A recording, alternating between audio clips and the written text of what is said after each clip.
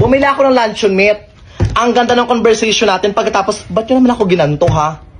Nabigla ako kasi sabi niyo sa akin marami yung darating. Pero bakit naman ganto? Bakit ganto, Siloy? Hindi siya marami kundi malalaki talaga mga burikat yung dumating, B. Yung luncheon meat, 1, 2, 3, 4, 5. Ayan mga B, alam niyo ba kung magkano to ha? Bakla! Buy to take 3. Bibili kang dalawa, meron siyang free na 3 mga B. Buy to take 3 mga burikat sa halagang 299 pesos lang. Oh my God! O, diba? Hindi ka makapaniwala. Bakla, yes mga B. 299 pesos lang. Bibili ako ng luncheon meat mga burikat. And of course, pork. Pagkatapos chicken po ito mga B.